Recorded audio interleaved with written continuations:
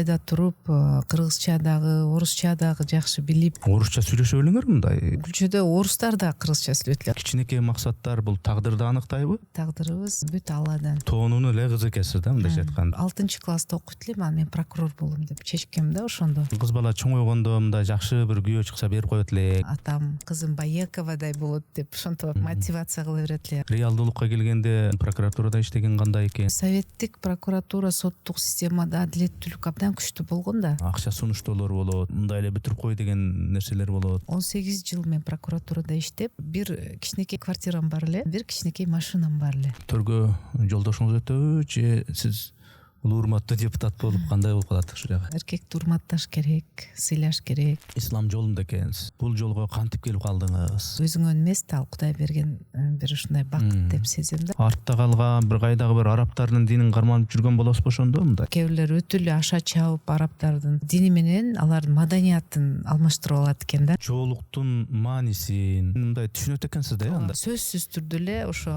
араб аялдары салынгандай салынышыбыздын кереги жок. Нуржигит Кадырбеков өзүнүн каалоосу менен мандатын тапшырды. Мен түшүнөм, Нуржигит Кадырбековичан жептилеп эме кылбайт, ал таза адам да ал жагынанчы. Депутат Султанбай Айжегитов өзүнүн позициясын билдирип чыкканда, Султанбай Абдрашидовичти абдан сыйлайм. саясатта ыйман дегенден баркы кетип калган жокпу? Ыйман нуру партиясы кетип атканда биз өзүбүзчө романтик болуп кеткен экенбиз деп мен азыр ойлойм да.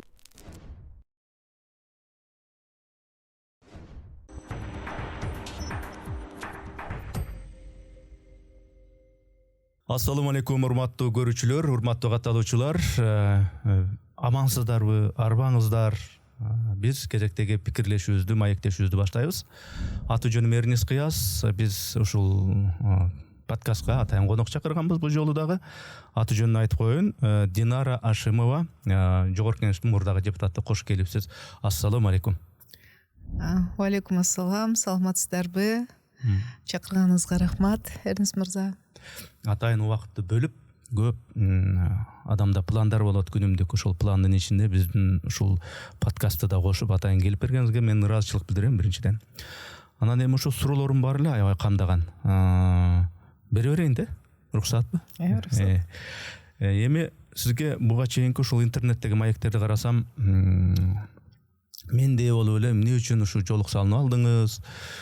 Ыйманды билесизби?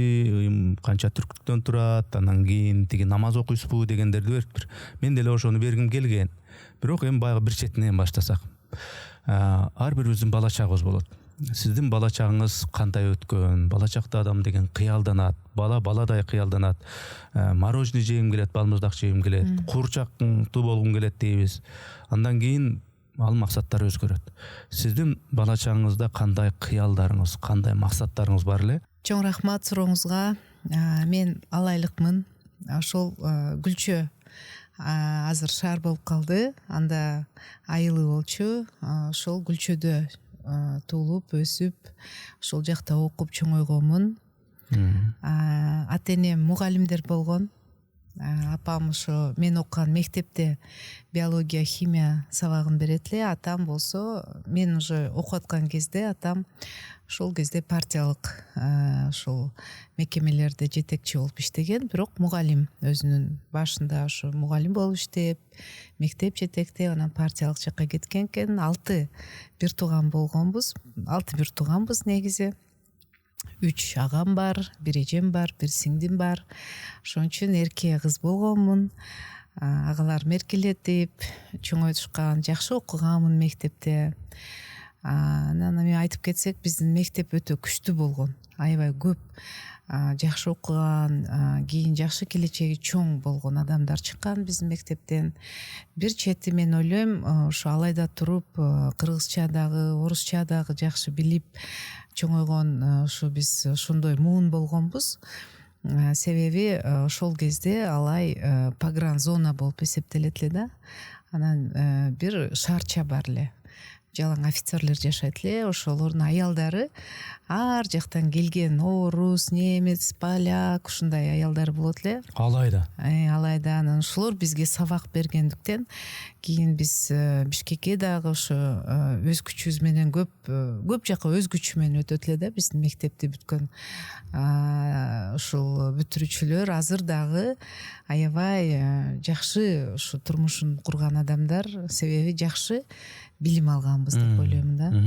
Алай өзү тоолуу район да, мындай. Ошондо сиз тоонуну эле кыз экенсиз да, мындайча айтканда. Анан ошол жерде Гүлчөдө орус тилинде, орус мектепте окусуз да. Анан ошондо орусча сүйлөшө белеңер мындай? Көчөдө кандай сүйлөшөт элеңер мындай? Жок, вот Алайдын жакшы жери мектепте орусча, ал эми үйдө, көчөдө жалаң кыргызча сүйлөйт элек. Бизде Гүлчөдө орустар да кыргызча сүйлөйт элек. Көчөдөчү. Ушундай жакшы эмеле да. Максаттар, конкреттүү бир ошол максаттын ичинде дагы кичинекей максаттар бул тагдырды аныктайбы? Акыры келип. Же болбосо кайсыдыр бир кырдаалдар, ошол кырдаалдагы кишилер тагдырды аныктап койбой кандай болот?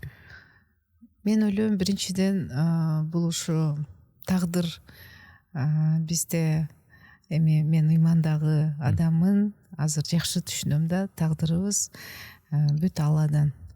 Мурдатан жазылган. Бирок биздин ниетибизден дагы, аракетибизден дагы көп ушундай тагдырыбыз дагы көп өзгөрүп турушу мүмкүн да. Анан алга максат коюу, максатыңа умтулуу, ошол умтулганда дагы максатыңы өзгөртпөө, бул чоң ролго ээ да. Анан мен негизи мектепте башында врач болгум келет эле. Башында эсимде да. Анан кийин ойногондо дагы ошол врач болуп ойнойт элем. Баягы кыздар менен ойногонубузда да мен врач ролун аткарып ойнойт элем да ар дайым. Анан билесизби, ушу бир ушундай прокуратурага окусунан эле мен бир дос кызымдын апасы прокурор болчу. Анан ошо дос кызым экөөбүз бир эме ЖСШда волейбол ойнойт элек. Волейболго кетип атып, анан кийин апама кирип кетели, бизге тыйын керек беле, ошо эсимде. Деп анан кирсек, апасы ошо Аяш энем бир соттук процессте эме прокурор катары катышып атыптыр да. Анан биз туруп калдык, залга кирип күтүп, кыйла карап калып эле. Анан мен аябай таасирленгем. Мамлекеттин атынан сүйлөп атат да. Уруулар экен, мал урууларды соттоп аткан экен. Анан мен ошол бир 6-класста окуйт элем, анан мен прокурор болом деп чечкем да ошондо. Анан ошо досум экөөбүздөн кийин анан юрфакка бир өткөнбүз да. Ошого ошол окуя таасир этиптир деп айрып. Да, таасир этип, анан мен ушу көп баягы тарых сабактарын, анан кийин укуктануу сабактарын аябай жакшы окугам да. Ушу прям мисалы программанын ичинде эмес, а программадан тышкары көп литература окуп, ошондон кийин мен ошо юрист болгум келип калган. Негизи эми кыргыз үй бүлөлөрүндө эми көпчүлүгүндө мындай кыз балага болгон мамиле башкачараак да. Эми жаман дебейм, бирок башкачараак. Айылда айрыкча эми кыз бала чоңойгондо мындай жакшы бир күйөө чыкса берип коет элек. Анан бир жакшы доктор болуп алса, укол сайганды үйрөнүп дегендей, ооруп калсак өтөздө доктор дегендей.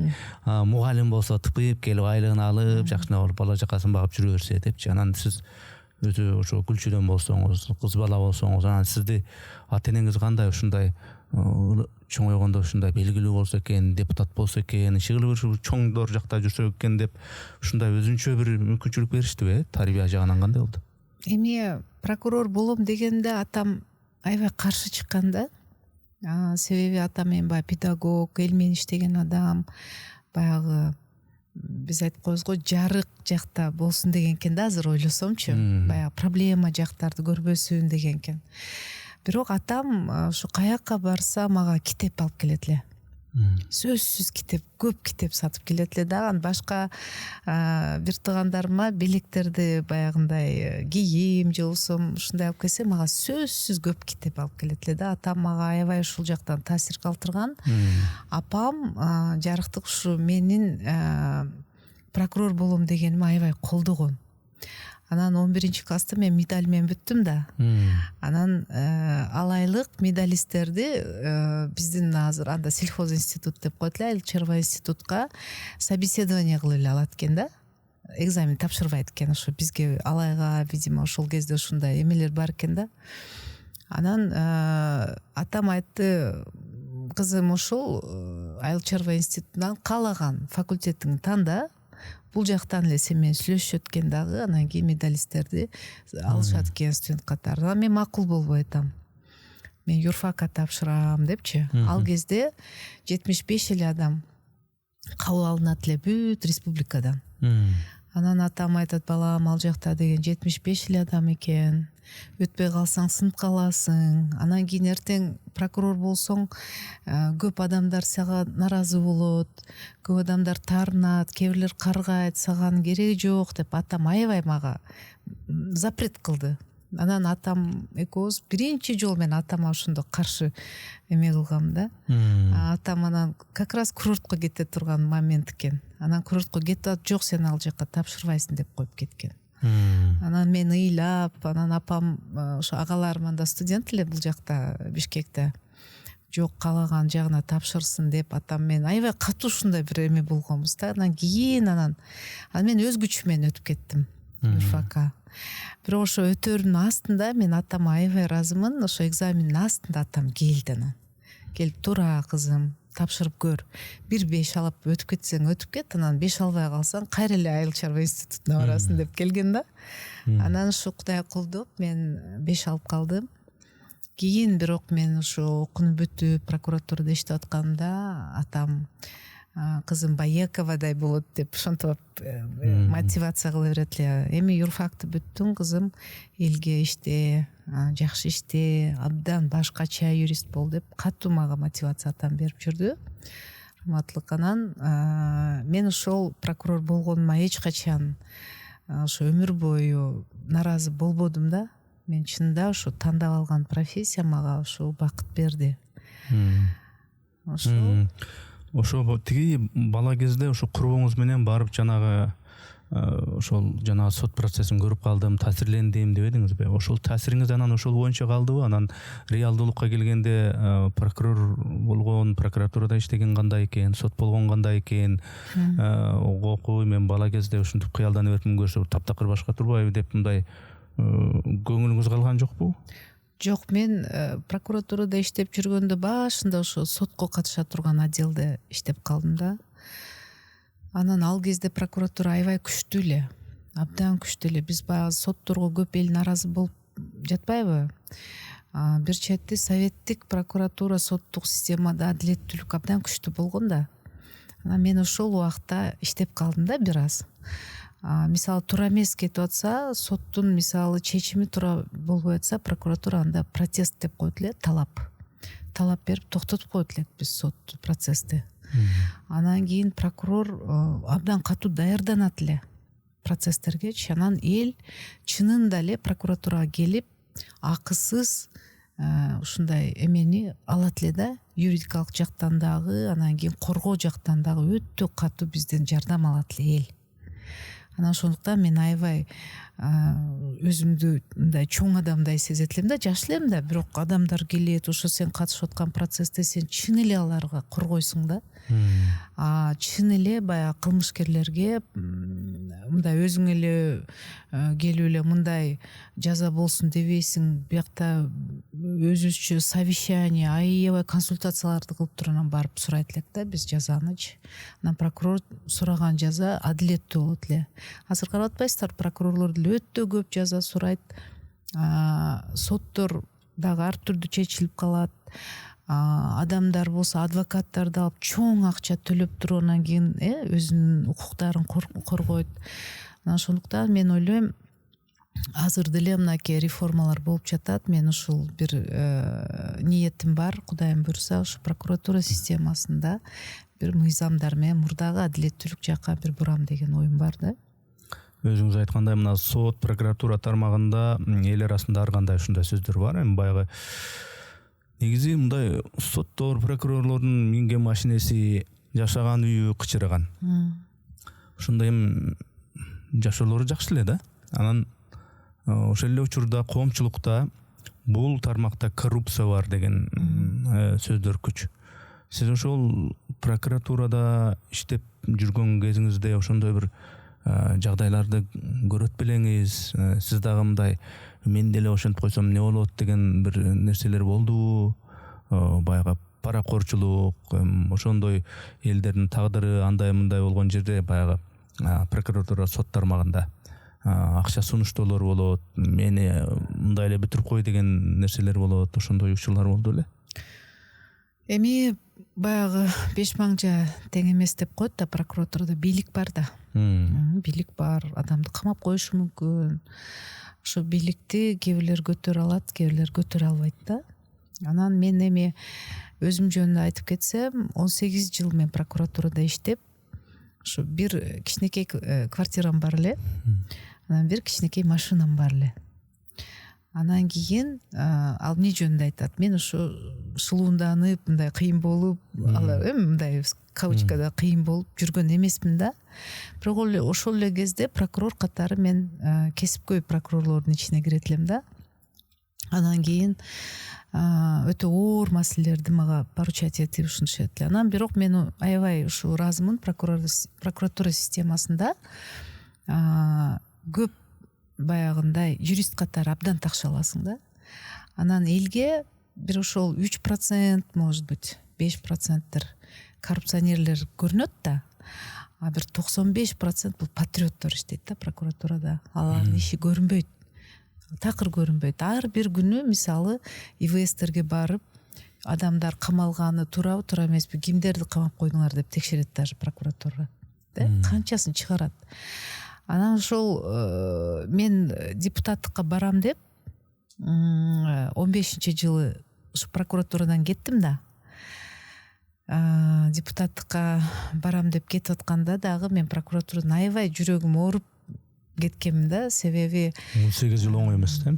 Себеби прокуратураны абдан жакшы көрөт элем. Бирок мыйзамдарды мен баягы прокуратурада аябай тыгыз иштейсиң да мыйзамдар менен. Мыйзамдарда өтө көп иш аткарыш керек экенин мен түшүнүп, мен депутат болом деп кеттим да.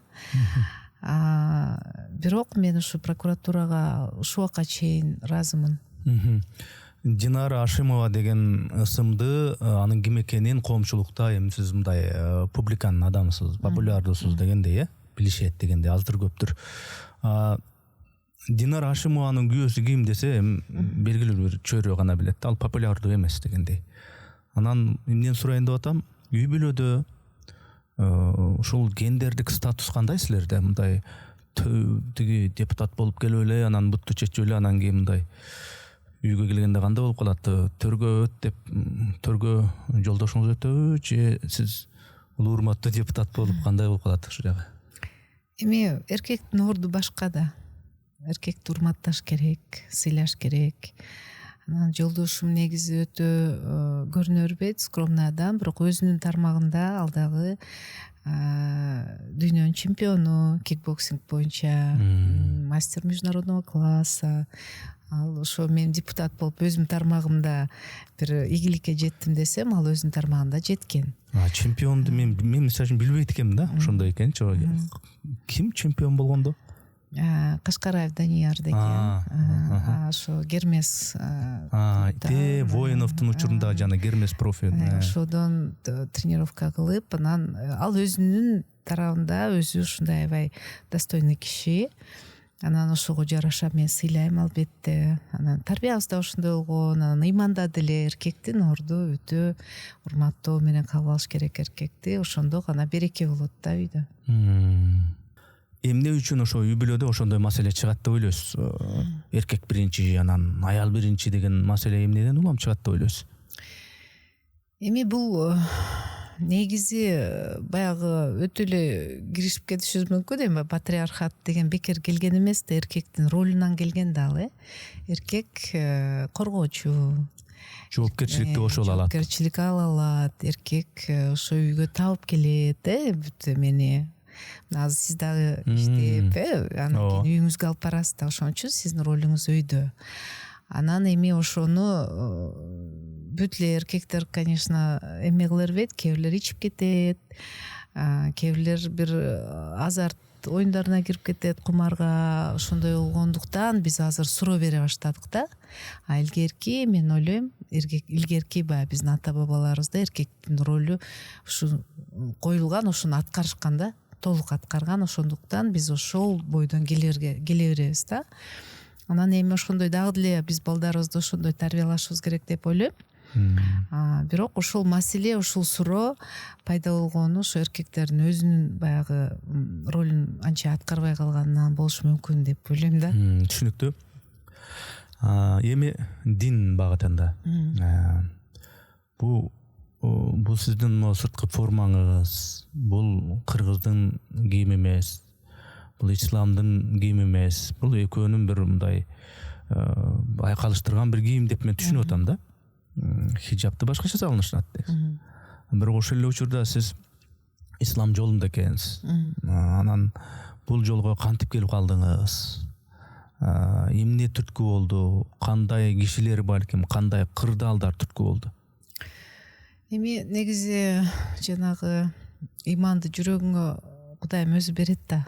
Бул өтө чоң бакыт да, ошол келип калып, анан ошондой ниет келип калган, ал өзүңөн эмес да, ал Кудай берген бир ушундай бакыт деп сезем да. Анан кийин адамдарды, кырдаалдарды ошо Аллам өзү жөнөтөт да. Анан ошондой эле мен атам көп жыл атеист болуп, баягындай башкаруучу кызматтарда иштеп, анан кийин бирок ажы болгон да акырында. Ал учурда баардыгы эле ошондой атеисттик коом болчу да анткени. Анан ошол кийин анан сурасам, мен бүт чоң аталарым бүт чоң болду, ушундай болушкан экен. Анан ушул да таасир эткен болушу мүмкүн. Атамын дагы мен уже прокуратурада иштеп баштаганда атам ушу аябай арабча үйрөнүп, аябай ушундай илимге кирип кеткен болчу да. Анан бир кезде ошондой каалайт экенсиң жүрөгүң. Экинчиден анан менин күйөөм дагы иманда. Анан күйөөң да ролу чоң болот экен. Ушу намазды кошо окуп, имам болуп, ошентип ал да көп роль ойноду. Анан мен ошо прокуратурада жүргөндө эле кээ бир ибадаттарын кылып жүргөнбүз дейм, атамы карап, орозо кармап, баягындай колунда жок адамдарга жардам берип, бир зекет кылып жүргөнбүз. Ошентип улам ибадаттар көбөйүп кете берди. Анан багымдат окуп баштадым. Бир кездерде ошо жүрөгүм каалап, ошо прокуратурада эле. Анан бир убакта 5 мал намазы окуп баштадым. Жолук салына элек элем анда, бирок жолук салынгандагы оор да, ага барышчы баягы прокурор болуп жүрүп, анан кийин адвокатурада иштеп жүрүп. Анан бир кезде ошо 20-жылы оорудум, бир катуу ооруп, операция болду. Анан ошол кезде негедир бир түшүнүп келди, иманды кармагандай, анда толук кармашым керек экен, жоопкерчиликти алышым керек экен. Ушундай бир орустар аскеза деп коет эмеспи, ошо Кудайым бир коркутуп, бир сүйүнтүп алып келет дегендей дагы туура экен алчы. Анан ошентип 20-жылдарда анан жолук салына баштадым. Анан демек бул жоолуктун маанисин, 5 мал намаз окуйт экенсиз, ошол 5 мал намаздын маанисин, дагы башка ибадаттар болсо, ал ибадаттын маанисин мындай түшүнөт экенсиз да, анда. Ооба. Арабча билесизби? Арабча улам азыр эми үйрөнүп баратабыз. Баягы орозо кезинде кичине Куранды окуш керек экен да. Баягы мен мактана албайм, өтө эле аябай жакшы үйрөнүп кыйраттым деп, бирок максатым бар, жакшылап. Негизи ушул мындай жолук салынган, намаз окуган, ушундай ислам жолуна болуп кеткендер ушул арабтын динин карманып деп ушинтип алардын каршылаштары ушинтип айтат да. Сиз эми мындай билимдүү экенсиз, бир нече билимиңиз бар экен, дипломуңуз бар экен, сабаттуулук жагынан эч кандай маселе жок экен сизде. Анан ошондо сиз ушул артта калган бир кайдагы бир арабтардын динин карманып жүргөн болосузбу ошондо мындай? Эми ал баягы ислам дини бул өзүнчө чоң илим да. Ошо илимди окуп, түшүнүп баштаганыңда эмне үчүн араб тили экен да түшүнөт экенсиң да, ал жанагы ошол звуктардын дагы да, өзүнүн бир тыбыштардын өзүнүн маанилери бар да. Анан кыргызча деле Кудайга жалдырап, жалбарып эме кылабыз го. Бирок ошону арабча бир туура бир формага, структурага киргизилиптир да, ал бекеринен болбоп тура алганын дагы ал ошо кудурети менен болгон нерсе экен. Анан мен умрага барганда дагы мен түшүндүм да, канча миллиондогон эл баягы намаз окуганда бир саждага барышат да, ошондо ыйлайт экенсиң да, ушундай ыйлап бир өзүң кичинекей жаш бала сыяктуу сезип, анан бул просто баягы араб тили бул объединять этип, орусча айтмакчы, баарыбызды бириктирген фактор экен да, чоң фактор экен. Себеби ар түрдүү түшүнбөш үчүн биринчиден ошол динди, ошол биздин ишенимди туура түшүнүш үчүн экен. Анан эми арабташтырган деген бир баягы чын эле кээ бирлер өтө эле аша чабып арабтардын дини менен алардын маданиятын алмаштырып алат экен да. Ошол жакта туура мен макулмун, ошон үчүн мен кийингеним дагы, себеби биздин элечегибиз дагы бул ошо жоолук полный канон исламга туура келет. Анан биз сөзсүз түрдө эле ошо араб аялдары салынгандай салынышыбыздын кереги жок. Туура, түшүндүм. Ал эми могул Кыргызстандагы исламга көз карашыңыз кандай? Мазхаб боюнча кээде талаш тартыш болуп кетет, намаздагы кээ бир эрежелер боюнча талаш болуп кетет, агымдары бар. Ошо боюнча бир эле мусулман болуп, бир эле ислам болуп туруп, бирөөлөрү баягы салттуу исламды карманат, тигилер болсо аша чапкандар деп ушинтип кырылышып кетет.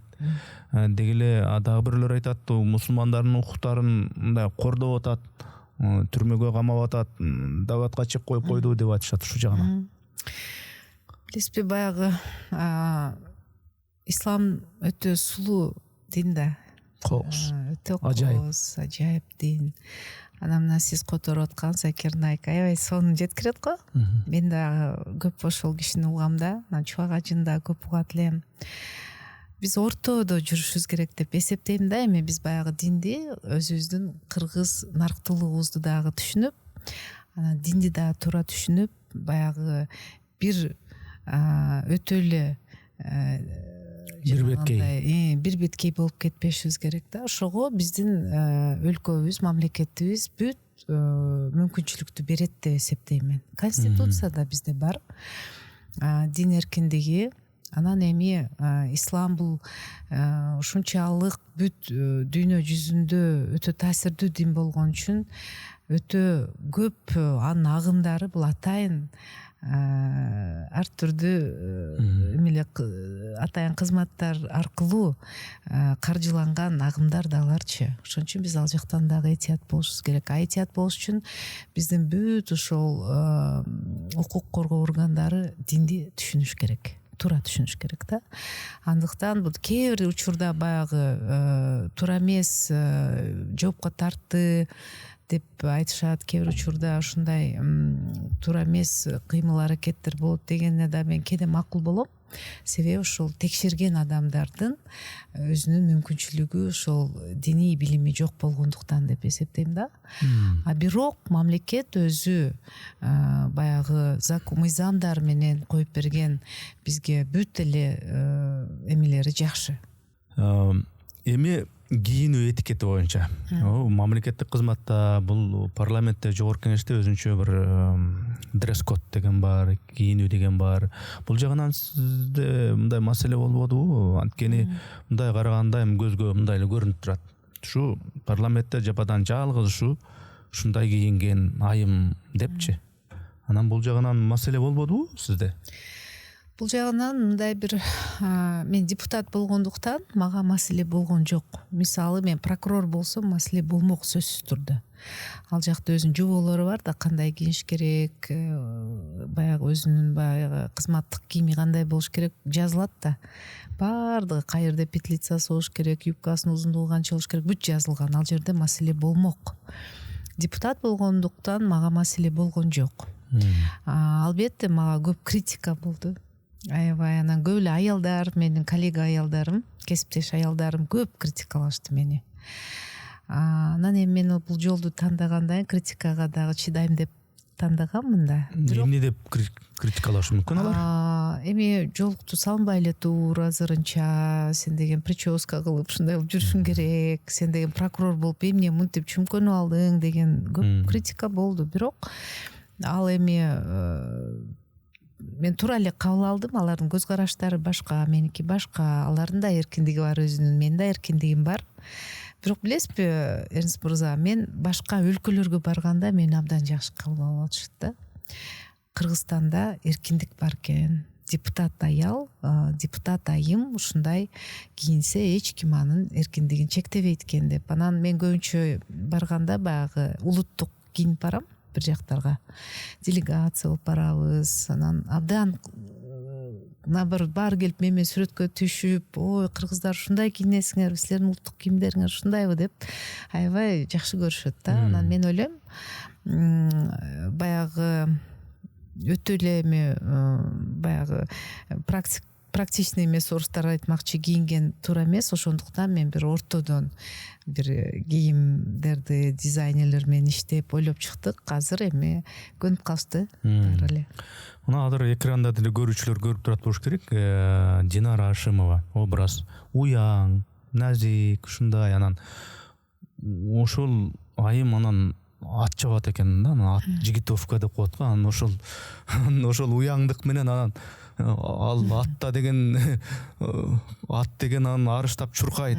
Анан элестете албай эле атам да. Анан ошол атка да жакын экенсиз. Же мурда ошондой болду эле, же жолук салынганда эле ошентип эле ат чаап кирдиңизби, же азыр кандай ошол ат?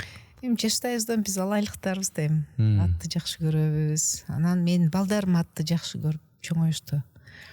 Анан ушу балам 9-класста окуп атканда ошол циркке барып жигитовканы үйрөнүп баштады. Анан ошол балдар келип мага суранышты, биз жоголуп баратабыз, ошол биз ат эрөлдөрүн кармап сактап калыш керек, бизге жардам бериңиз, сиз эми прокурор экенсиз, юрист экенсиз. Анан өз арада аябай келишпестиктер көп экен, ошо каскадерлор, ат эрөлчүлөр менен, анан кийин салмурун ушундай өтө көп конфликтлер бар экен да. Анан мен юрист катары башында жардам берип эле аларга федерация ачып, баягы мелынга жардам бердим. Анан өзүңүз президент болуңуз дешти. Анан мен чынында эле баягы прокурорсуң дейм, анча-мынча аким, айыл өкмөттөргө суранып, аттарына чөп берип койгулачы, ветеринарный бир эмелерди акысыз кызмат кылып берип койгулачы деп ошонуп жүрүп, анан кыйла сактап, аттарын сактап калып, көбөйтүп ошентип алдык да. Азыр бир 30 атыбыз бар, Кудайым буйруса. Анан эң негизгиси жанагы биздин ат оюндарынын ушу кооздугун биз ошол биринчи көчмөн оюндарында мен федерациям көрсөтүп беришти да. Анан ошо менен азыр көбүнчө балам, мен баягы анча-мынча атты санганда барып кичине чабып эме кылам, анан көбүнчө балам, анан Көкбөрү, азыр Жалал Абадта Көкбөрү федерациясынын ошол төрагасынын орун басары. Анан ошо бала эне ушундай экен да, балдарга эмне жаксы, анан ошол тарапка ыктайт экенсиң да. Демек ушул кезде деле атка барып анча-мынча мени барып чапкылап коет экенсиз. Жакшы. Эми жанагы сөз арасында айттыңыз, прокуратура тармагында 18 жыл иштедим депчи. 18 жыл бул көп да. Ошондо прокуратура тармагында мындай эмне көзгө көрүнөрлүк ишти кылдым деп ойлойсуз да? Эми көрүүчүлөргө эми бул юридикалык тил менен аябай татаалдаштырбай, мындай жөнөкөй сөз менен түшүндүрүп берсеңиз, эмне иштерди кылдыңыз? Эми прокуратура тарабында мен көбүнчө баягы аялдардын, жаш балдардын укуктарын көп коргодум да. Эми баягы баарын айтып бере албайсың, ал жакта баягы централды борбордоштурган орган да, кандай команда келсе ошону аткарасың, ошону канчалык сен адилеттүү аткарганыңан баардыгы ошого байланыштуу болот. Анан кийин мисалы мен кийин азыркы дагы ишмердүүлүгүм ошол убактагы көргөн нерселер менен келип чыкты да. Мисалы зордук, зомбулук, мен бир жолу мына Чымкоргонду оорукананы текшерип калдым. Биз текшерип турабыз да, прокуратура барып, мисалы тамагын туура береби, укуктарын бузбайбы деп ушундай пландуу текшерүүлөр. Чымкоргон жана психикалык оорулар жатчу жагы. Мисалы да, эми баягы мен эсимде калганда сиздерге айтып берип коеюн. Анан барсам, Чымкоргондо бир корпусу бар. Тергөө учурунда же болбосо эмеден соттон кийинки ошол орукчандар ошол жерде болушат да, ошол жерде дарыланат деп коелу. Анан өтө биринчи жолу ушул Чымкоргонду көрдүм мен, ага чейин баягы Малиса ошактарды көрүп жүргөм. Чымкоргондо өтө начар экен да эмелери, условиялар абдан начар экен, өтө начар да, айтып деле жеткизе албайсың. Анан ошол жака барып текшерип, эмнеге начар, тамагын кантип атасыңар, ушундай туалеттер эмнеге мындай деп текшересиң да. Анан ошентип атып эле бир баланы көрүп калдым бир камерасынан. Бир жаш бала отуруптур, жакшынакай эле бала, жинди эмес да. Тигилерин баягы буйный болот да, жиндиленип эме кылышат. Анан бул бала ким десем, ошо бир райондон келди, азыр тергөө өтүп атат, бир адамды өлтүрүп коюптур дешти. Кандай адамды өлтүрүптүр десем, анан ошо апасына кол салган бир адамды өлтүрүп коюптур дешти. Анан кийин мага алып келгилечи да, атайын бир комнатасы бар да, допрос кыла турган. Алып келсем, жакшынакай эле бала, совсем өзүн жоготуп койгон жакшынакай бала десеңер, 10 класста окуйт экен. Анан сурасам эле ыйлап жиберди. Анан кийин делосын алдырып карасам, сабактан келатып эле апасынын кыйкырыгын угуп калыптыр да. Анан чуркап барса, апасынын анжап аткан жеринде бир мас киши ошол кол салып атыптыр апасына. Кандай ой менен салып атканын эми түшүнөсүздөр. Анан ушунчалык ушундай жиркеничтүү окуя болсо керек. Ал бала анан кийин бир эмени алып, чоң колуна тийген бир стройматериалды алып, анан өзүнө ал жетпейт да. Анан барып чапкан экен, сразу бир эмесине тийген, өлүп калыптыр ал адам.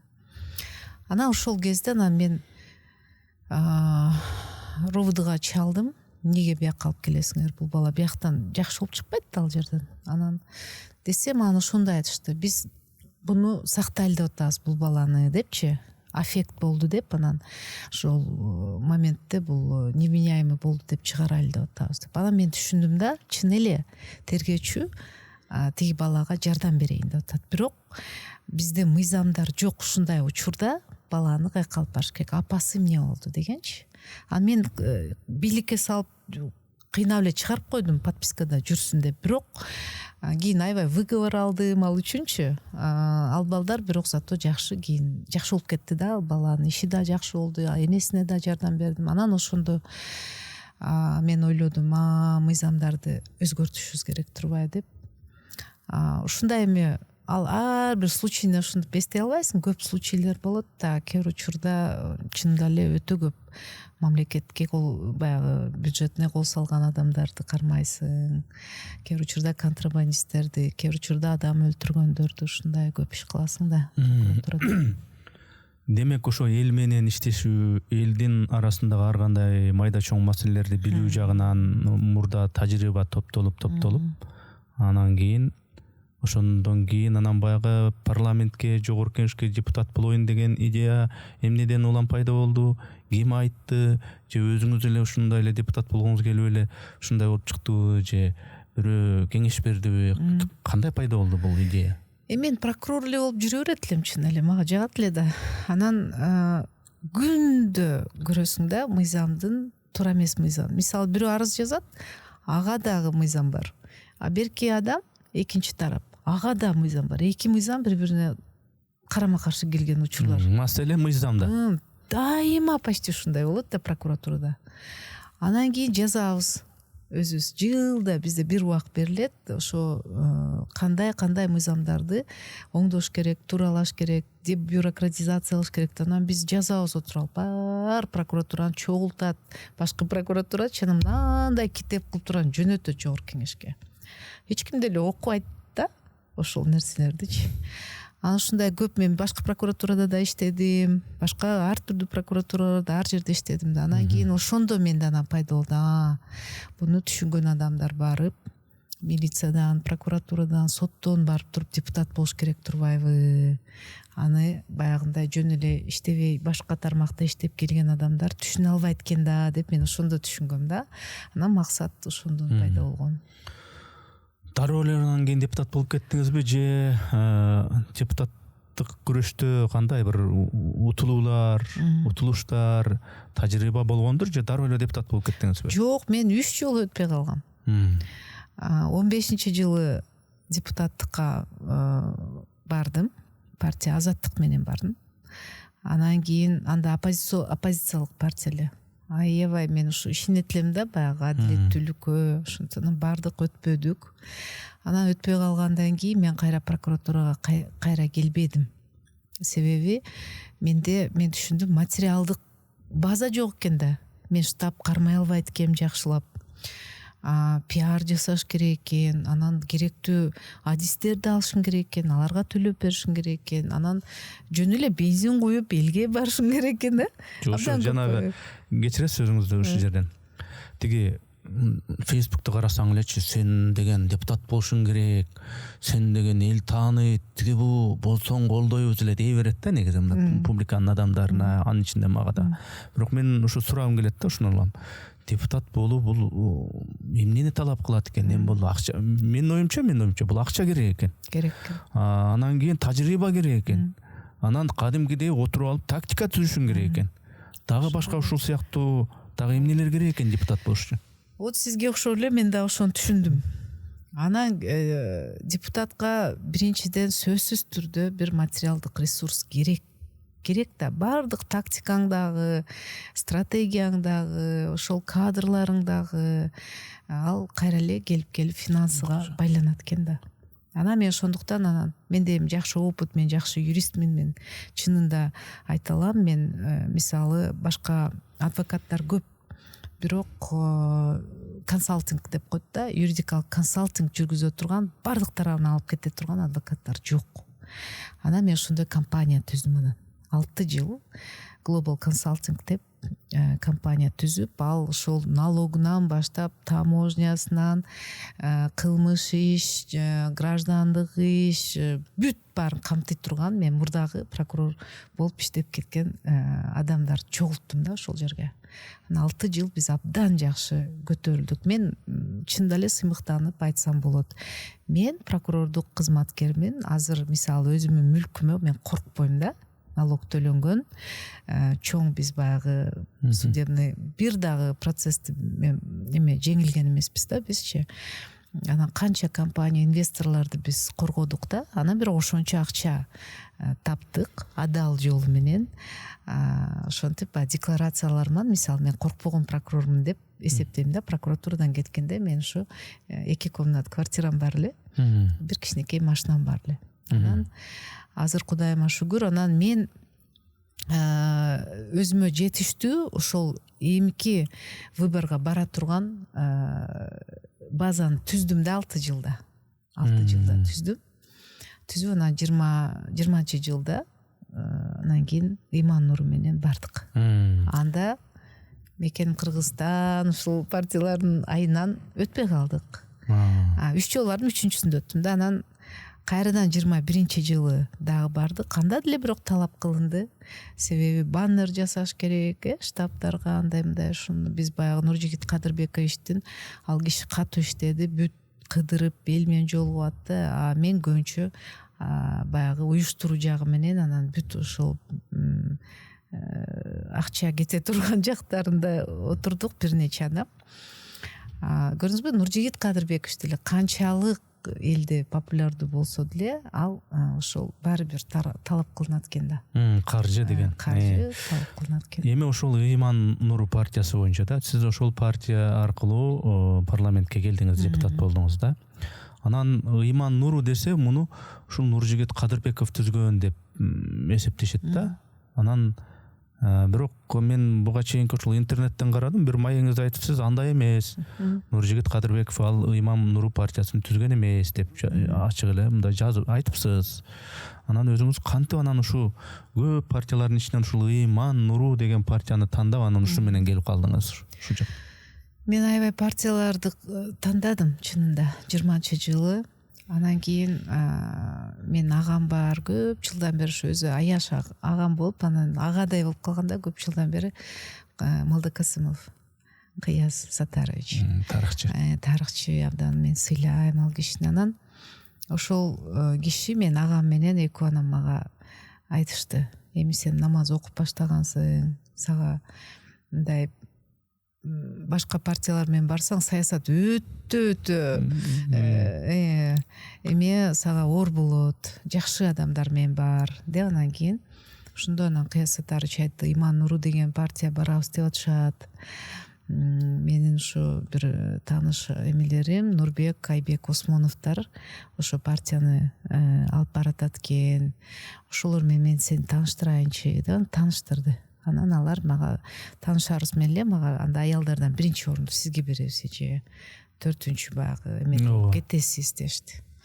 Анан ошентип мен келип калдым Иман Нуруна. Анан келгенде эле алар чында жактырышты менин идеяларым. Анан кийин эме саясий кеңешине киргизишти. Анан ошентип атып эле анан биз барбайбыз деп калышты кайрадан.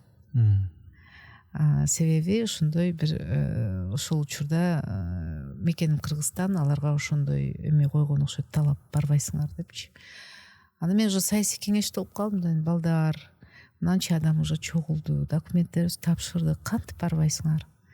Жоопкерчилик кандай болуп калат десем, жакшы балдар экен. Офисин калтырышты, бүт уже төлөп коюшкан экен да офисине, бүт эмелерине, пиар эмелерине, группаларына. Анда эже сиздер барабыз десеңиздер, биз мына баарын калтырабыз дешти. Силер барыңыздар. Анан эми Иман Нуру. Мен анда андай деле жаңы эле 5 намаз окуп, анан мен айтып атпаймынбы, эркектин орду да башка, Анан кийин эми кимди кайра эле анан кийин мен агам Урмат деген акам бар, анан кыястарчы экөөнү бардым кайра, эмне кылабыз, мындай болуп атабыз. Анан кыястарчы айтты, бир жакшы адам бар, зам министр, маданият министрлигинин зам министри, министрдин орун басары Кадырбеков Нуржигит, Иман фондун жетектеген. Ошого мен Нурбек азыр барам, Нурбек менен ошол киши менен сүйлөшөлү деди. Деп анан Нуржигит Кадырбекович макулдугун берип, анан биз төрага кылып шайлап, анан сразу эме съезд өткөргөнбүз да, эми барабыз депчи. Анан ошентип Нуржигит Кадырбекович келди. Бирок аябай орустар айтмакчы органично вписался деп коет го. Аябай жарашты да, эми Иман фондун башкарып, анан ушунча баягы жаштар жакшы көрөт экен аны. Анан ошентип ал киши алып кетти. Демек бул те башатында силер болуп, анан орто жолдон мындай себеп болуп кошулган турбайбы ал, Эми дагы бир суроо. Ушул эле өңүттө ол парламентте Нуржигит Кадырбеков өзүнүн каалоосу менен мандатын тапшырды. Анан ошондо эми сиз бир партиядасыңар, бир фракциядасыңар, Иман Нуру деген. Анан ал кетип атканда мындай бир дос душманга деле, душман көзүнө, дос көзүнө дегендей карап турган силерди. Сиз мындай чырылдап, күпөлөктөп, эмнеге мындай кылышат деп мындай бир доолбас кагып, барабан кагып мындай чыктыңызбы мындай? Мен доолбас какпадым, себеби андан мурда 2 жыл мурда эле мен органда иштегем да. Анан мен угуп калдым. Ошо Турция нота беребиз деп атышыптыр депчи. Себеби алар 5 миллион берген экен Иман фондуна, дагы экинчи транш 5 миллион болуш керек экен. Биринчи 5 миллиондун траншынын отчету керек экен депчи. Анан эми мен иш козгоп, кылмыш иштерин тергеп жүргөн адаммын да. Анан бир нече жолу Нуржигит Кадырбековичтин жардамчыларына өзүнө түшүндүрдүм да. Мындай коюп койгон болбойт депчи. Бул баягы мындай болуп снежный ком деп коет го орустар. Ошентип кете берет дагы. Бир моментте сизге баягы туура эмес эме берилип калат маалымат. Мен түшүнөм, Нуржигит Кадырбекович аны жеп деле эме кылбайт, ал таза адам да ал жагынанчы.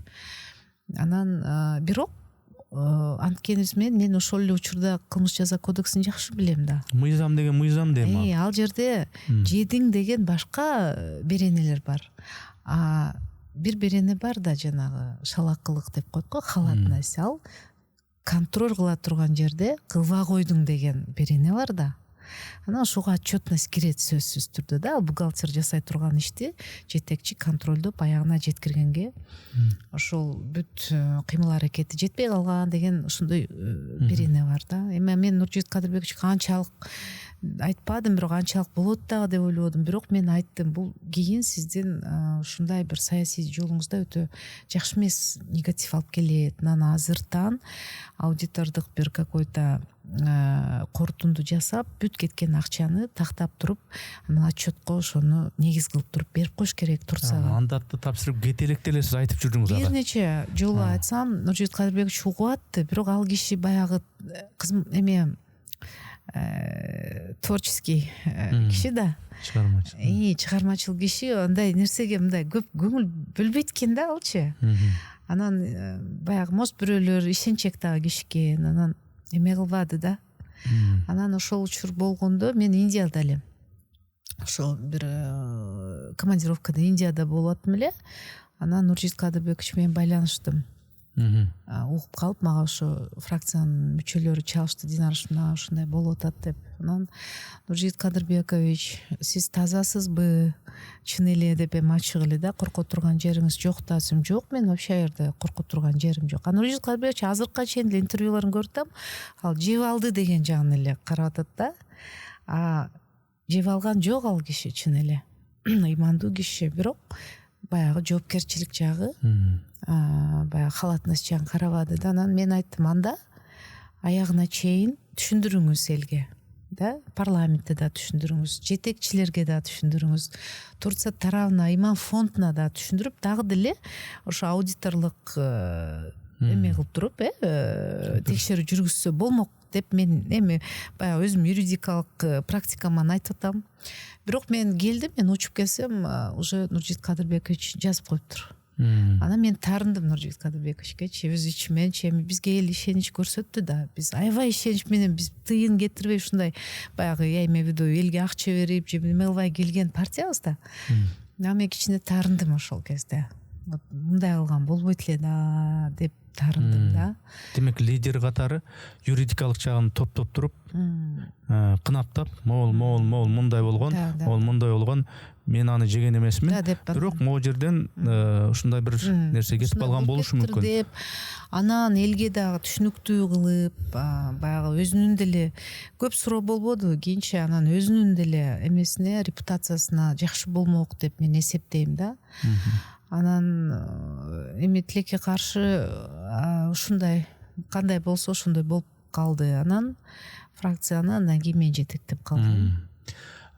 Негизи ушул Ыйман Нуру десе, Нуржигит Кадырбековдун ысымы көзгө элестейт да, ошол лидер депчи.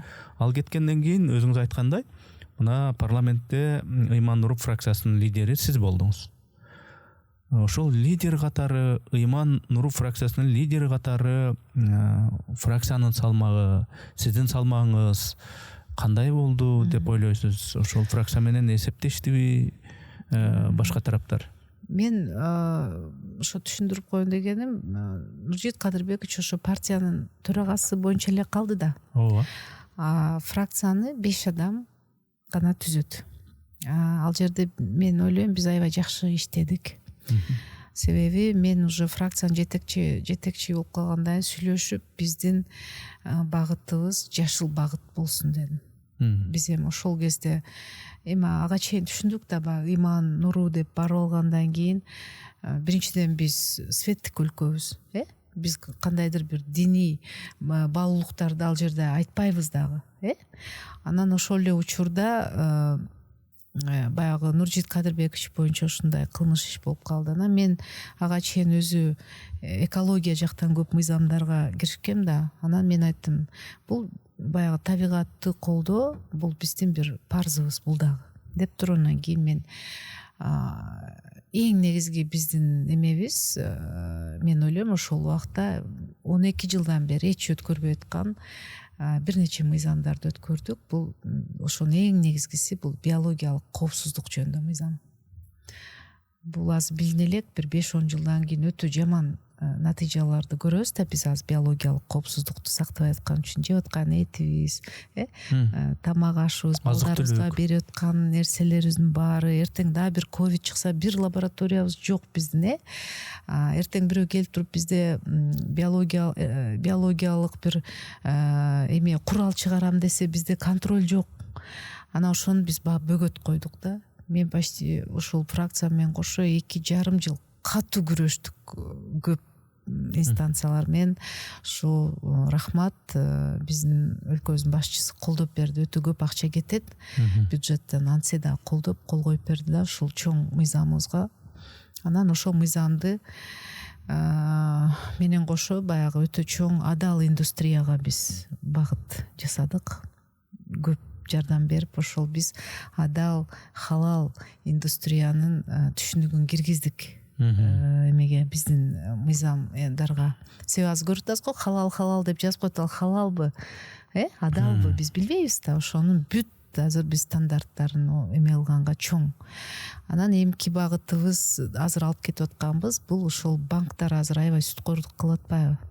Ошол жактан биз ислам принциптерин, ислам банкинги бизде бар деп айтып коет. Бул ал таза ислам банкинг эмес да. Кайра эле элди кыйнай турган эле бир анча продуктысы бар. А биз ошо классикалык түрдө киргизели деп атабыз. Аны киргизип алсак, ушу элибиз, экономикабыз көтөрүлөт деген ишеничтемин жана адалдаштырылат деген ишеничтемин да.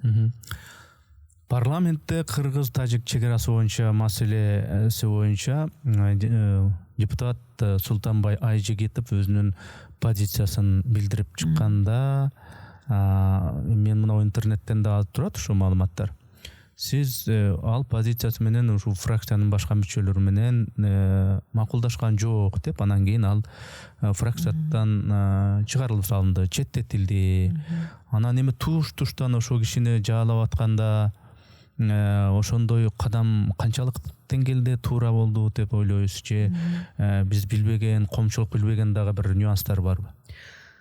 Ушул сурооңузга чоң рахмат. Себеби мен унчукпай келдим да ушул убакка чейин. Себеби мен ушул бир жактан иш козголуп калды Айжигитовго, ошол соттор өтсүн, анан бир айтып коеюн өзүмүн ушул билген нерселерими, пикирлерими депчи. Мен Султанбай Абдрашитовичти абдан сыйлайм. Ал баягы чоң жолду өткөн киши.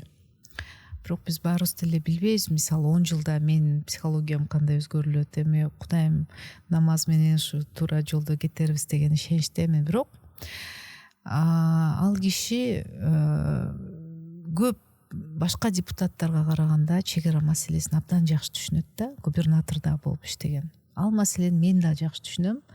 Себеби мен Мадумаровдун комиссиясын жетектегем. Биз ошо прямо ар бир метрине чейин ошондо карап изилдегенбиз да. Анан биз эмнеден чыккан эң чоң маселе бул баягы 4 көчөдөн чыккан да. Анан ошого биздин мамлекет жетекчилери Камчыбек Ташиев өзгөчө өтө бир чын эле болбой, ал ишке ашпай турган нерсени ашырды да. Ошол 4 көчөнү кайра биз тажиктердики эмес, бул нейтральный территория дегенге алып келдик да. Ошол эле учурда биз бир суубуздун башын берип койгон жокпуз. Ошол жакта мунайыбыз бар, аны берип койгон жокпуз. Биз территория 1000 гектардан ашык территорияны адан алдык. Тажик тарап өтө эли азыр наразы да, өздөрүнүн бийлигинечи. Ошол эле учурда ал жерде көп геополитикалык факторлордун аркылуу да, Өзбекстан бизди колдоп берди, Россия ошол сыяктуу карталарды биз алдык. Илгерки карталар биздин колубузда жокторду. Бул эми өтө көп тактикалык, стратегиялык күч менен ушундай келген чечим да. Анан бул чечим болоордун астында Айжигитов бир нече өзүнүн жазуу түрүндө эмесин, талаптарын койгон. Биз экөөбүз сүйлөшкөнбүз. Мен колдогом. Анан ал берген комиссияга. Анан айтты: Динара, мен таң калдым. Бүт талаптарымды аткарыштым ол эмеде. депчи. Жакшы болуптур деп сүйүндүк биз. Анан биринчи колдоп берди аксакалчы. Анан бул бир гана мындай биздин өлкөнүн ичиндеги маселе эмес да, биякта Украина мындай болуп атса, Палестина азыр. Эми мен баягы аспирантураны бүткөм да политологиядан. Анан мына Дипакадемияны бүттүм. Бүтпөгөн деле адамдар түшүнөт, азыр согуш ачак биз эме болбошубуз керек да, азыр ушундай дүйнөдө. Кайсы жерде согуш болсо ошол жерде бизнес болот да, туурабы? Ошондо биз тем более Тажикстандын ар жагында эмне болуп атканын билебиз, кандай алар согушту билет, биз аларды дагы билебиз. Ошондуктан биз өтө этияттык менен жакшы алып бардык да ал ишти биздин мамлекетчи. Анан кийин биз сүйүнүп ушундай бир тарапта болуп атканбыз, Султан Абдрашидович экөөбүз. Анан бир маалда эле ошол күнү Динара Ашымовна мага 10 мүнөттө эме сурап бериңиз деди. Анан мен лидер катары сурашым керек, кайсы маселе депчи. Кайсы маселе боюнча деп. Анан мен сураган жокмун, аксакал да кантип кайсы маселени сүйлөйсүң деп айтмак элем, сыйлайм да ал кишини. Макул деп мен чыгып сурадым. Биздин регламент боюнча 10 мүнөт биздин позициябызды билдирүү да. 10 мүнөт ар бир алат го фракция, ал фракциянын позициясын билдирүү жөнүндө деп каралган. Жеке бирөөнүн эмес, жалпыны билдириш керек, анан. Анан дегенде эле ал кишинин толук акысы бар. Өзүнүн оюн айтканга депутат катары толук акысы бар. Бирок ал аны 10 мүнөттө албай туруп эле процедурныйдан же болбосо ордунан сүйлөп айтса болмок, да? Анан деген учурда мен биринчиден түшүнбөй калдым ал кишини. Кече эле макул деп кол коюп эме кнопканы басып атып эле бүгүн мынтип сүйлөп калганда эми кандайдыр бир күчтөр эме кылгансып калды да магачы. Анан экинчиден неме айтып калды, Мамасадыков айтып калды. Менин орун басарым. Динара Ашымовна, сиз биринчи сурабайт белеңиз эмнени сүйлөйт экен. Сиз биз менен сүйлөшпөй туруп эмне 10 мүнөттү берип атасыз депчи. Анан бул жакта Эрнест мырза, Венера айым дагы аябай эме кылышты да, алардын себеби позициясы дагы тынчтык болсун деген позиция болчу да. Ал эми баягы бир убакта орустар айтып коет, парадокс восприятия деп, кабыл алуу парадоксу депчи. Эл сразу түшүнүп кетпей, ал башкача түшүнөт да, кимди ургулап атканын, ошону биз ал тарапта болуп калабыз го. Ошондой болгонсуп калды. Анан биз фракцияда биз карайбыз дедик да. Анан фракцияда менин оюмда Султан аканы түшүндүрүп, анан ал чыгып кайрадан бир эме выступление кылып койсун деп чечкенбиз да. Анан ал жерде өтө катуу сөз болуп кеттик фракцияда. Баарыбыз тең элечи. Бири-бирибиз менен катуу сөз болуп кеттик. Анан колуңардан эмне келет дегендей ушундай сөздөр болуп, анан все деп эле баарыбыз эме кылып, анда сиз ойлонбойт экенсиз, келечекти биздин эмени да, границаларды сиз азыр жөн эле өзүңүздү пиар кылып атасыз дегенге келип калдык да. Анан ал киши дагы анда чечкиле деди. Анан биз дагы анда чечебиз деп ушинтип чечилип кетти да. Анан, конечно, анчалык болбогондо абдан жакшы болот эле. Бирок баягы эл аралык маселелерде этият болуш керек да. Биз канчалык өзүбүздө сөз эркиндиги болгон учурда да, мен азыр деле позициям ошондой да. Биз эл аралык маселелерде, биздин мамлекеттин бүтүндүгүн, биздин ушундай маселелерде биз абдан кылдаттык менен мамиле кылышыбыз керек да. Эми бир мүмкүнчүлүк болуп калса, мен ал Султанбай Айжигитовду дагы подкастка чакырып өзүнүн пикирин билем деген ойдомун. Андан ары мен суроомду улантып берсем, мына бул Ыйман Нуру деген партиянын аты. Ыйман. Фракциянын аты дагы Ыйман, Нуржигит мырза Кадырбеков өзү дагы мынау молдокелер менен, аалымдар менен жакын, өзү хадистерден көп айтат, Куран аяттарынан көп айтат, эл менен кыдырып жүргөндө дегендей даваттарга чыгып жүрөт, 3 күндүк, 40 күндүк даваттарга. Сиз мына жоолук салынып, ыйман жолунда экенсиз, 5 маал намаз окуйт экенсиз. Анан эми суроо, бул саясатта ыйман дегенден мындай бир баркы кетип калган жокпу дейм да. Ыйман менен саясат бир алкакта жашай алат бекен. Себеби силер кантсе дагы мындай ыйман нуру деп силерди көргөндө ыйман деген ушулар дегендей болду да. Анан саясатта болсо кааласа каалабаса молдо болосуңбу ким болсоң дагы барып ал жерде кейде калп айтканга туура келет элдин кызыкчылыгы үчүн, же болбосо бир түлкүдө болгон кишилер менен ошол түлкүнүн стилинде сүйлөшкө туура келет элдин кызыкчылыгы үчүн. Анан ошондо ыйман биякта эле калат да. Ошон үчүн ыйман маселеси, саясат маселеси боюнча кандай айтасыз? Эң туура айтасыз. Ыйман нуру ушу партиясы кетип атканда биз өзүбүзчө романтик болуп кеткен экенбиз деп мен азыр ойлойм да. Негизи бир ушундай лозунгтар менен барбаш керек экен саясатка. Андан көрө чында адилеттүү, ооба ыймандуу адамдар барган жакшы экен. Бирок ушундай аттар менен аталышын аманат, ыйман деп барбаш керек экен да. Андан көрө ошо чында эле өзүнүн руханий дүйнөсү таза адамдар барса, анан алар кесипкөй болуш керек экен. Профессионал. Абдан профессионал болуш керек экен. Элдин муктаждыгын чечкенде бир гана баягы лозунгтарды, сөздөрдү айта бербестен аны кантип чечиш керек, право юридикалык жактан, экономикалык жактан чечүүнүн реалдуу жолдорун ошол жолду түшүнгөн, тажрыйбасы дагы бар, патриоттугу да бар, тазалыгы дагы бар адамдар баш керек экен деп мен ойлонуп калдым да. Бир чети азыр эл деле ошону түшүнүп калды болуш керек. Көп критика дагы ошодон болду бизгечи. Көп жазышат эле да. Анан баягы чынында эле туура экен да. Дин менен мамлекетти аралаштырбаш керек да. Биз андай деле ой менен, мен мисалы андай ой менен келген эмесмин. Диний баалуулуктарды ошол конституцияга киргизебиз деген мисалы. Бирок элдин ошол күтүүсү ошондой болуп калат экен да. Эми теманы бир аз башка өңүттө буралы. Саясатты айттык, депутатты айттык, бала чакты айттык. Эми могу аялдар маселеси. Акыркы учурларда мынау аялдарга болгон кордук, кодулоо, өлтүрүп кетүү, сабоо ушундай көрүнүш негедир күч алып аткандай да. Буга эмне себеп деп ойлойсуз? Оокат аштын жетишсиздиги, үй бүлөдө акчанын аздыгы, же болбосо да бир психологиялык бир моменттерби, же кандай бир себептен улам ушундай болуп атат деп ойлойсуз? Бул өтө көп себептер бар да. Эң чоң себеп, мен ойлойм, ушу 30 жылдан ашык убакытта биз балдарыбызды үй бүлө курууга тарбиялаган жокпуз да. Мисалы биз экөөбүз ата энебиздин үлгүсүн көрүп өстүк. Ошон үчүн үй бүлөбүздү кармап кетип атабыз.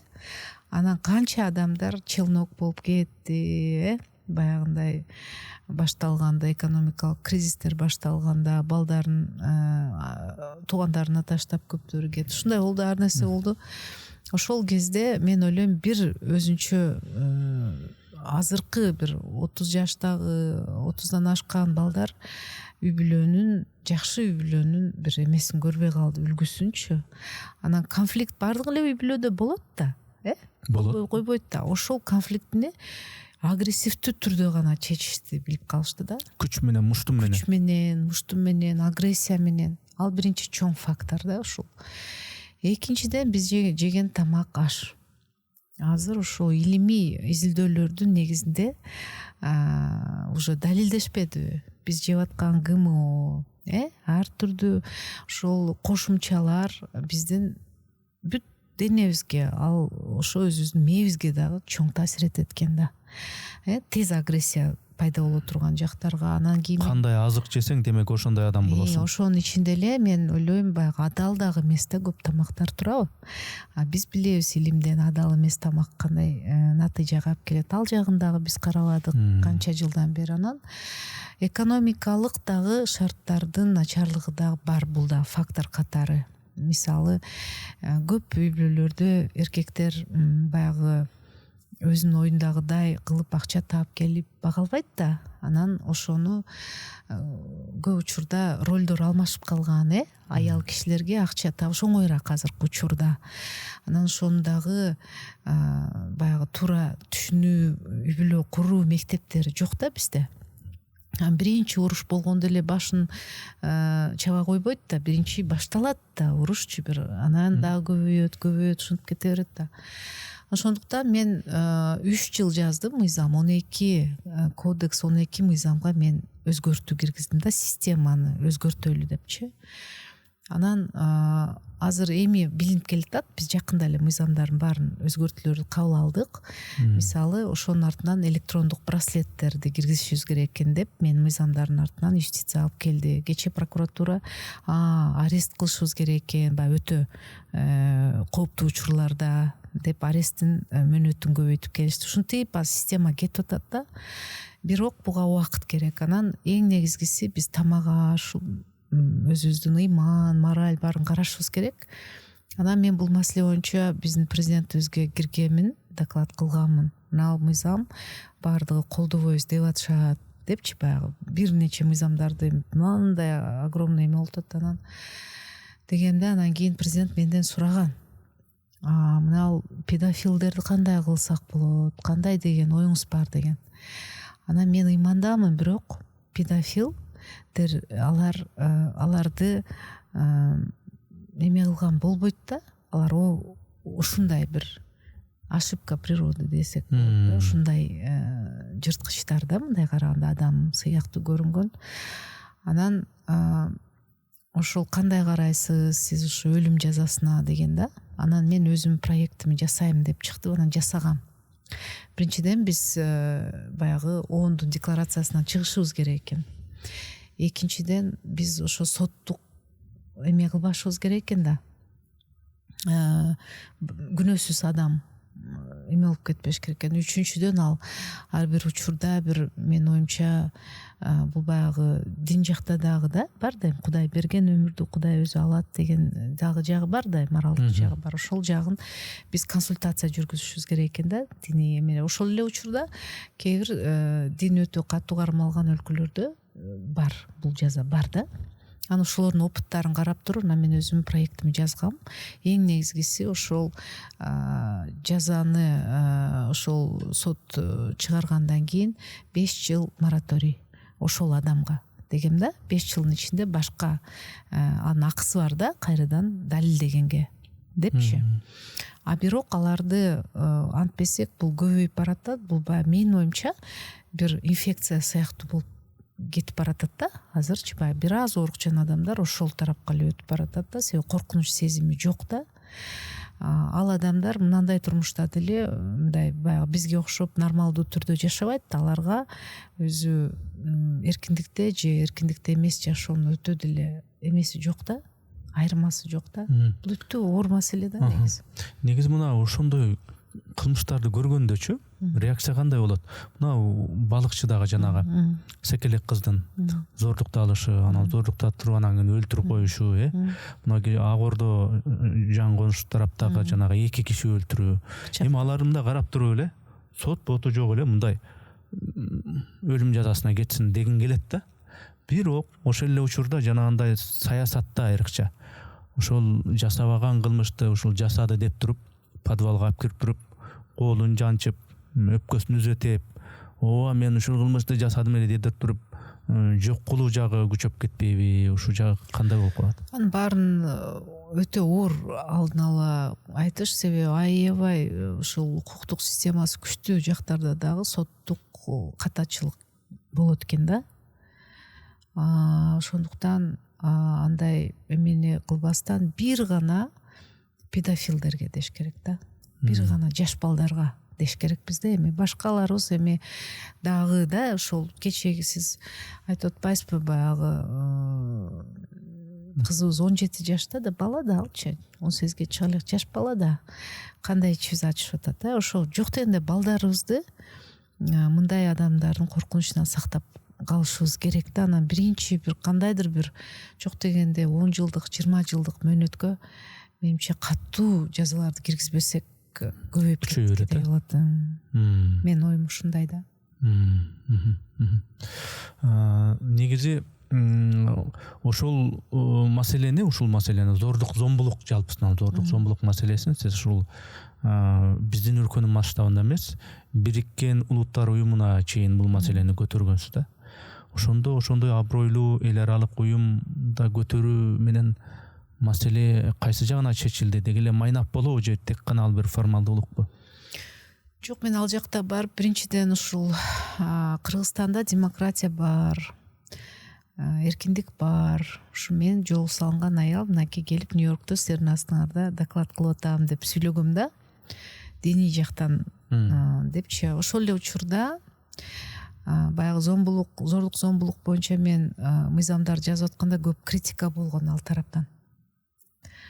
Себеби алардын өзүнүн эмеси бар экен да, эталондору батыш жактынчы. Мен мыйзамды жазганда өтө чоң коррекциялык программаларды киргизишибиз керек деп киргиздим да. Азыр эми кичине финансирование болгондо поэтапно ал кирет. Мисалы пробация бизде органы бар, анан мен баягы кичине биздин кыргыз менталитетибизди карап туруп, анан кийин бир гана ошол үй бүлөлүк зомбулук болгондо бир жактуу эле карап, бир эле аял менен иштебестен күйөөсүнө да психологиялык жардам керек да, ошол үй бүлөгө психологиялык жардам керек да. Биз бербей эткенбиз ошол жардамды. Анан мен ошону пробация органдарына бердирип, ошол жакта психологдор даярдалып, ал методикалары туура болуш керек деп ошондойлорду киргиздим да. Анан ошого каршы чыгып атышканда, себеби кичине феминизм деген сыяктуу аларда бир понятиялар бар. Ошону мен түшүндүрдүм да ал жердечи. Анан бизге эмне керек? Бизге аялдарга башкача колдоо керек. Ушул буудан бизге аялдардын экономикалык потенциалын көтөргөнгө, анан интеллектуалдык потенциалын көтөргөнгө жардам бериңиздер дедим да. Ошол. Эми ушул үрөө учурган кылмыштар, жанагындай ар кандай тим эле каныңды кайнаткан жанагындай кылмыштар муну айланып келип эле тарбия маселесине келет да. Тарбия дегенде бизде тарбияны ким берет? Үй бүлөдө эне берет да. Ошол эне катары, аял заты катары биздин келечек эмне болот, жаш муундар эмне болот деп мындай бир санаар кайсызбы?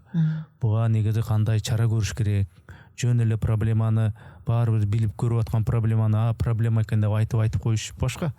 Бирок ошол жаш муундар эми кандай болот деп ушунун жолун кандайча көрөсүз? Мен аябай ойлоном, баягы биздин Гапыр Мадемин акебиз бар да. Ал ошол ата-энелердин мектебин ачат го, ар бир мектепти ачканда. Анан кийин балдар ийгиликке кетип атышпайбы? Биз ата-эне болушту үйрөнүшүбүз керек да. Анан ал үчүн мен ойлойм, мамлекеттик деңгээлде ошол маселеге көңүл буруп, үй бүлө куруп баштагандан баштап биз ошондой бир окутуу центрлерди ачышыбыз керек да. Мисалы мен даже азыр чоңоюп, балдарым чоңоюп калганда, мен акасы көңүл бурбай эле могул жерде иштеп, Кудай сактаптыр деп ойлоп кетем да, иштеп жүрө бериптирмин го. Анан бирок эми баягы үлгүң дагы бир чоң роль ойнойт экен. Өзүң ичпестен, баягындай жаман жүрбөстөн, жакшы сүйлөп, тамак ашты үйдө жасап ошентсең ал да үлгү экен. Бирок даже сизде деле мисалы катачылыктар болушу мүмкүн да. Экөөбүз өзүбүздүн мындай акылдуу эле адамдардай сезип сүйлөшүп отурбайбы? Болбой койбойт. Азыр майк бүтөр менен сөздөн, ойдон ката кетириши мүмкүн. Балдарыбызга тарбиядачы ката кеттирген болушубуз мүмкүн да.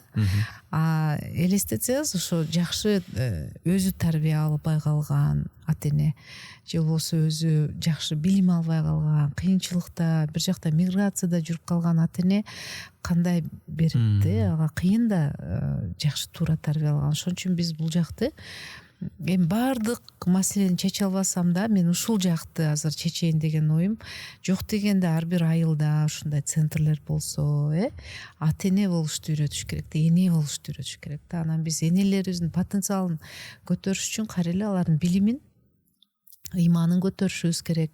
Анан ошолордун экономикалык жактан, акча табыш жагын, туура жактары, цифровизация жакка ал мамлекет целый программаларды аз ойлоп таппаса, биз жакшы жакка барбайбыз да.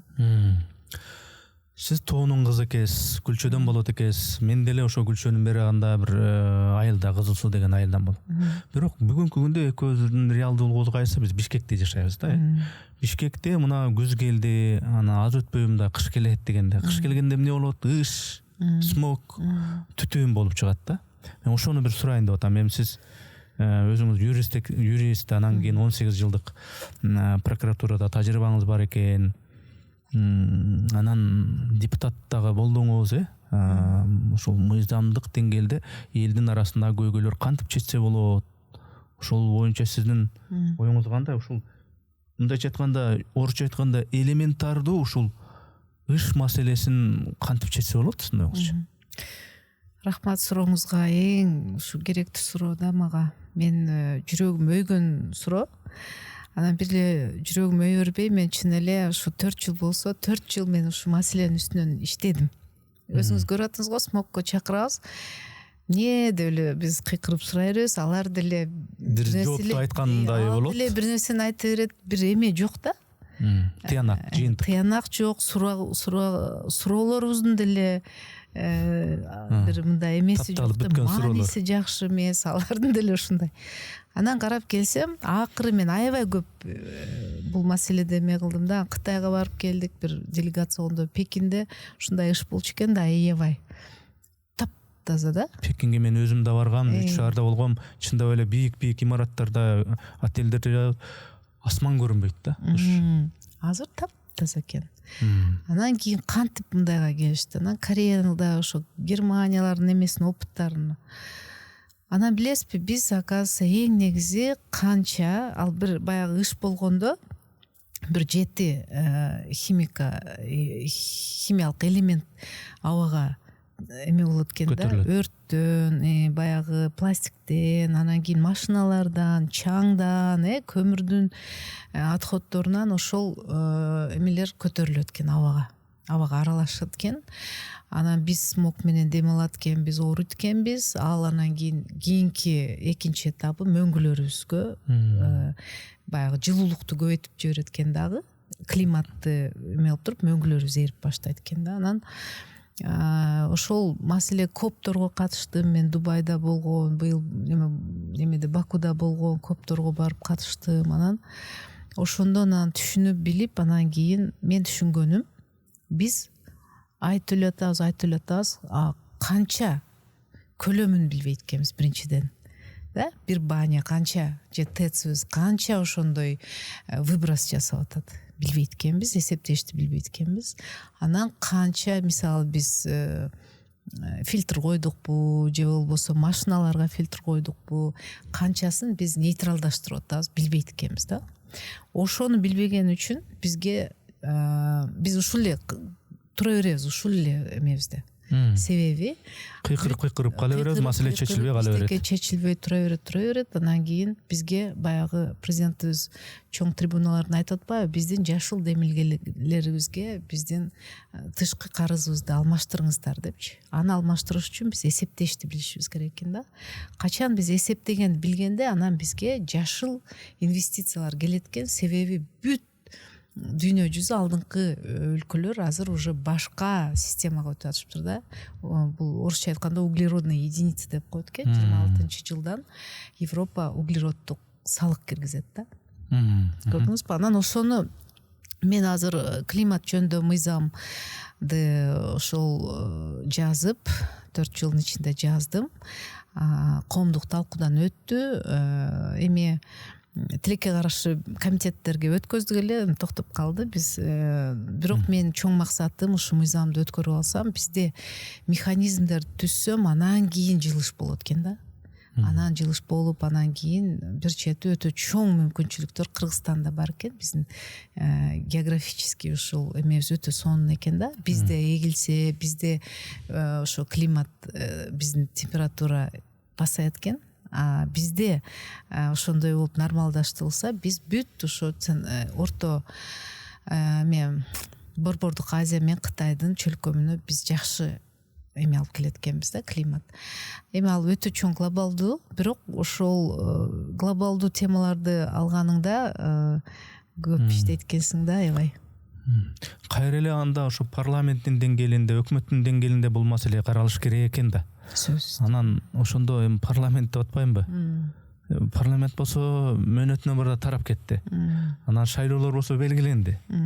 Ошондо суроонун учугу келип эле, сиз парламенттик шайлоого барасызбы, же ойлонуп атасызбы, же кандай? Же болду кылдыңызбы? Эми мен сизге айтып бергенде, мен чоң максаттарым аткарылып баштады. баягы биологиялык коопсуздук, анан экологиялык мыйзамдары, эми мына климат боюнча мен эми байланып калдым да. Ачыгын айтканда мен чын эле айтам, адвокат болуп иштегенде мен мисалы экономикалык жактан өтө азыркы депутат болгонго караганда жакшы болчу да. А бирок мен уже байланып калдым.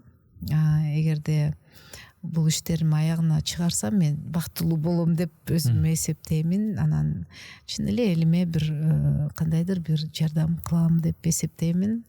Анан алайда дагы биздин ушу мөңгүлөрүбүз бар, сууларыбыз бар, ошолорду сактап калсам деген максаттарым көп.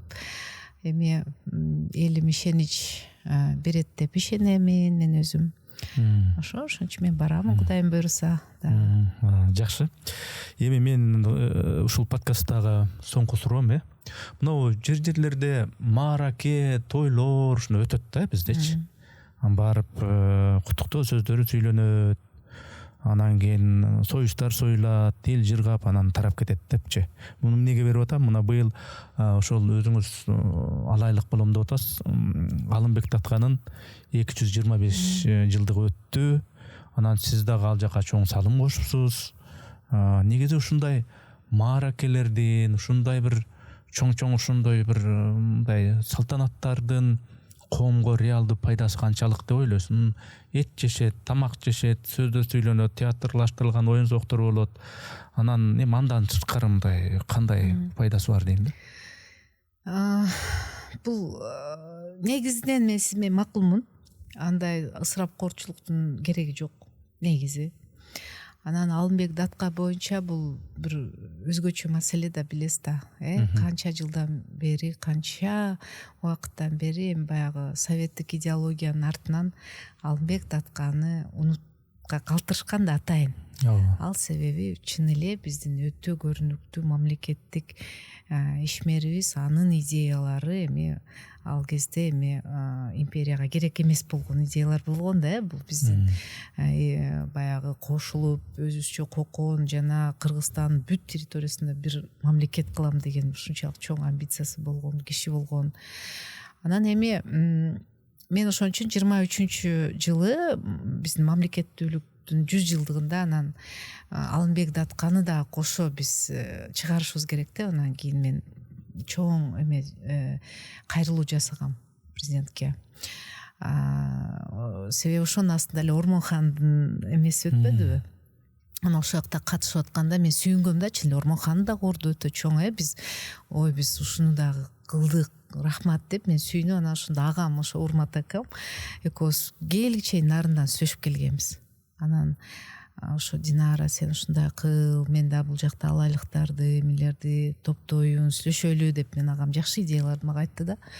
Анан келип даярданып, мен ошондо кайрылуу жасап, анан бирок 100 жылдыктын алкагында болбойт, көбүнчө биз мына маселени ата бейитибизде жаткан биздин залкарларга деген маселе болгон да. Анан мен унутуп калбайлык деп кайрадан ушул аялдарды топтоп баягы фестивалдарды өткөрбөдүмбү? Шырдамал, Алай шырдамалы, Чоң Алай килеми, аны колдоп бүт өткөрүштү аялдар. Жаман ыраазымын ушундай кылышты. Анан кийин бул жактан Алымбек Датка фонд ачылып, ал жактан анан аябай көп илимий конференцияларды, тегерек столдорду өткөрүштү. Мен да катышып аттым. Анан кийин бул азыркы биздин мааракебиз башкача өттү деп эсептейм да. Себеби биринчиден эң көрдүңүзгү, Султан Раев, ошо сиздин жердешиңиз, Түгүлбай Казаков, канча ошол жерге биздин окумуштуулар келип, научный конференция, эми илимий конференция болуп атты. Бул жакта фестивалдар өтүп атты да, ушундай бир башкача форматта болду. Анан элдин аябай духу көтөрүлдү да. Мен өзүм кошо жүрүп, демек руханий мааниси чоң, идеологиялык бир багыттарыбыз дагы пайда болду деп ойлойм. Анан өзү президентибиз барып берип, анан Алайдын дагы экономикалык жагына да жакшы болду да. Барар мен айтпадыбы, жолдоруңарга мынанча эме кылабыз, өз көзү менен көрдү да. Анан Алымбек Датка ошо өзү көзү өтүп кетсе дагы деле бизге ушундай кызмат кылып берип атат да. Жаштарыбызды мен көрдүм да, кандай бир башкача, анан бүт окуп не кылып, эми кино тартышыбыз керек экен, эми ушундай деп жакшы иштер болду. Мен ойлойм, тойлорду өткөргөндө биз биринчи ошо идеологиялык жагын карап көбүрөөк ошо басымды илимий жакка, чыгармачылык жакка кылып туруп, анан эми койлор союлбай койбойт экен, баары бир конокторду коноктойт экенбиз. Бирок ал жагын азыраак кылдык. Эң негизгиси мен ал айлыктарыма аябай ыраазымын.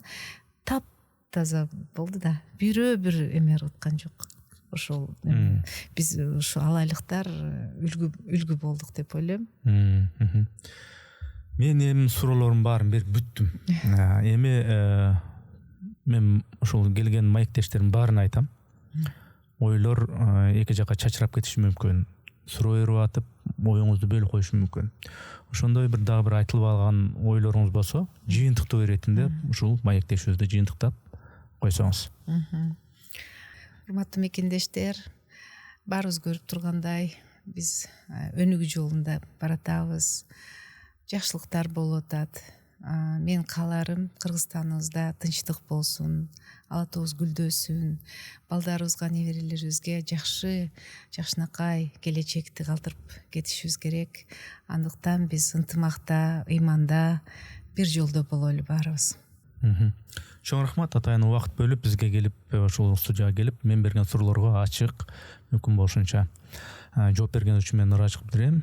Ишиңизде ийгилик болсун, үй бүлөңүздө тынчылык болсун, жараткан сизди туура акыйкат жолдон адастырбасын. Рахмат.